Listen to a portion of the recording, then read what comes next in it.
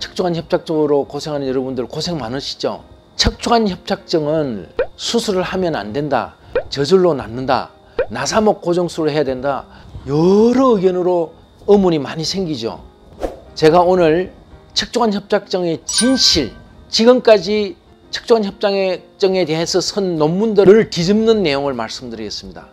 척추관 협착증의 진정한 원인은 뼈가 아닙니다. 허리뼈가 커진 것도 아니고 디스크가 탈출해가 디스크가 눌린 것도 아닙니다. 척추관 협착증은 한마디로 인대가, 이 종이처럼 얇아야 되는 이 인대가 이렇게 두꺼워진 거예요. 전화기처럼.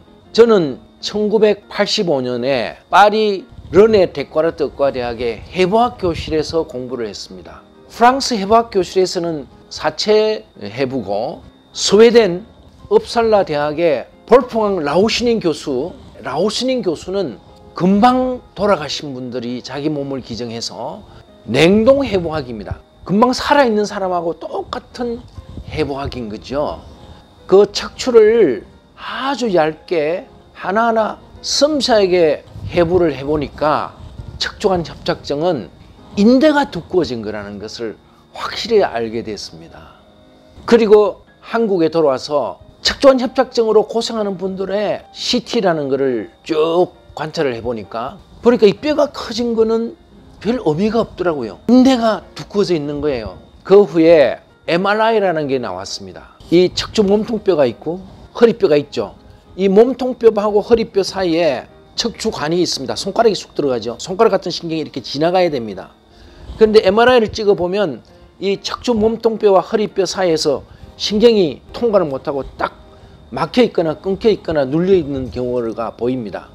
그래서 그걸 MRI를 보니까 허리뼈 쪽에서 인대가 툭 튀어 들어가 있는 거예요.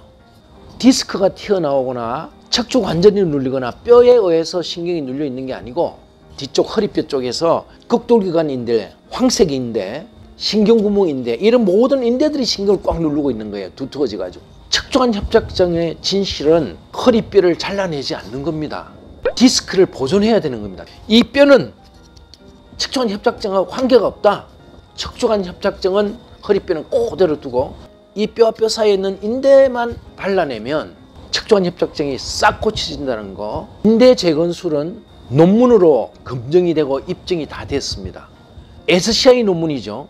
국제 1급 저널에 5번이나 논문으로 발표를 했고요. 중국, 터키, 인도, 영국, 미국 척추의학 텍스트에 다 게재된 것입니다. 허리 인대는 제가 발명을 해가지고 우리들 스파인 하스피탈이죠.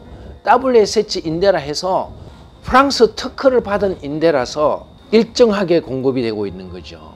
그리고 이 수술 방법이 굉장히 어렵습니다. 이 뼈와 뼈 사이가 넓지 않습니다. 1cm 미만이죠. 이 좁은 사이로 접근을 해서 나쁜 인대를 다 깨끗하게 발라내야 되기 때문에 현미경이나 내시경이 필요하고요. 이 부위를 정확하게 찾으려면 나비게이션도 해야 되고, 다이아몬드 드릴이라든지 고속공기 드릴, CO2 레이저도 있어야 됩니다.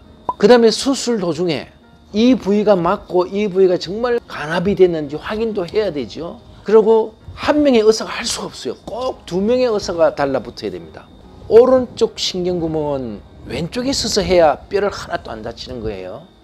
왼쪽 신경구멍을 감으려면 오른쪽에 있어서 감압을 해야 돼요. 그래서 오른쪽에 의사가 있어서 왼쪽 신경을 감압하고, 왼쪽에 신경외과 의사가 있어서 오른쪽을 감압을 합니다. 척추관 협착증은 순전히 인대가 두꺼워져서 생기는 병이에요.